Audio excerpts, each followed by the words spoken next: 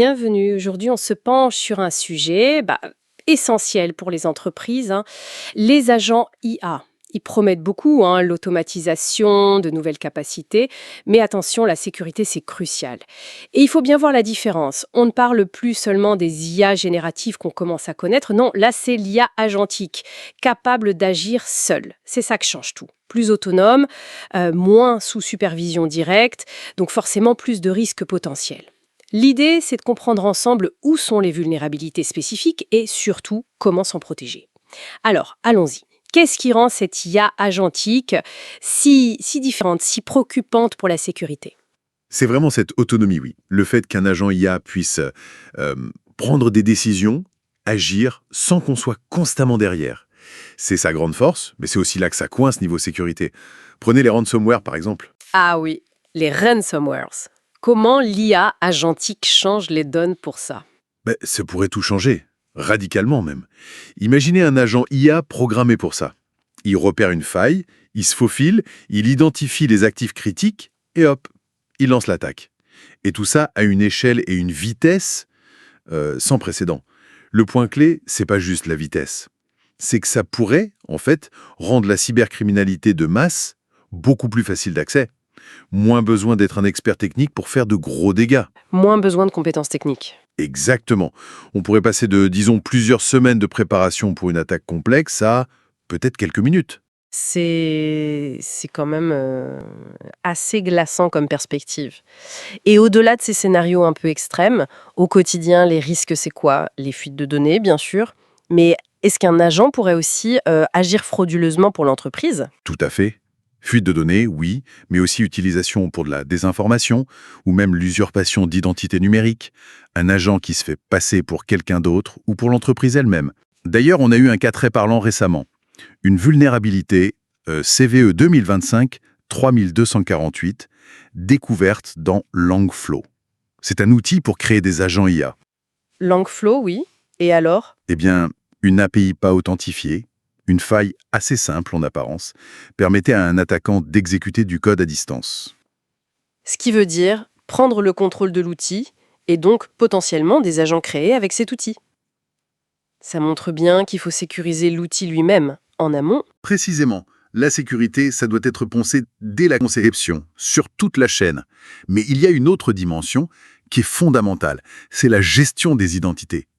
On parle de plus en plus des identités non humaines, les INH. Les INH. Oui, et les agents IA, ce sont de nouvelles INH, très puissantes. Donc ça veut dire qu'il faut gérer l'identité d'un agent IA comme on gère celle d'un employé, mais c'est différent quand même. C'est ça l'idée. Mais les chaises n'ont rien à voir. Souvent, dans une entreprise, il y a déjà bien plus d'INH, les serveurs, les API, les services cloud, etc., que d'employés humains. Et là, on ajoute les agents IA. Le vrai changement, c'est la surface d'attaque. Ce ne sont plus seulement les accès des humains qu'il faut surveiller, mais toute cette armée d'acteurs logiciels. Du coup, appliquer des stratégies comme le Zero Trust, mais aux INH, ça devient vital. L'identité devient vraiment le point de contrôle central. C'est exactement ça. Le nouveau périmètre de sécurité. Et j'imagine que ça se complique encore si l'agent doit interagir avec l'extérieur, des systèmes partenaires ou cloud. Ah oui, là ça devient très complexe. Gérer les accès, les permissions quand l'agent sort des systèmes internes. C'est pour ça qu'on voit émerger des protocoles spécifiques comme MCFOP pour essayer de standardiser et sécuriser ces communications entre machines. Et le paradoxe, c'est que l'IA elle-même peut aider à appliquer ces règles d'accès très strictement sans biais humain. Mais bon, ça suppose que les règles définies au départ soient absolument parfaites. D'accord. Alors, face à tout ça, les risques, la complexité des identités, concrètement, qu'est-ce que les entreprises peuvent faire? Quelles sont les pistes? Il faut combiner plusieurs choses. D'abord, sécuriser l'environnement où l'agent va tourner. Par exemple, utiliser des appliances Edge pour l'isoler, ce qu'on appelle air-gapped. Couper du réseau principal, en somme. Voilà, pour limiter les dégâts si jamais il est compromis. Ensuite, on l'a dit avec Langflow, sécuriser toute la chaîne de développement. Indispensable. Et est-ce qu'on peut utiliser l'IA elle-même pour se défendre? Un peu comme combattre le feu par le feu. Oui, et c'est même essentiel. On voit apparaître des plateformes IA dédiées à la sécurité. ServiceNow, par exemple, il développe des agents pour l'autodéfense des systèmes. Vera, c'est un analyste IA spécialisé sur les menaces liées aux identités. Il faut aussi ce qu'on appelle des AI Control Towers, des sortes de tours de contrôle pour superviser tout ça, pour la gouvernance. Et bien sûr, intégrer l'IA dans les outils de cyber classiques, détection d'anomalies, réponse automatisée. La défense doit évoluer aussi vite que l'attaque.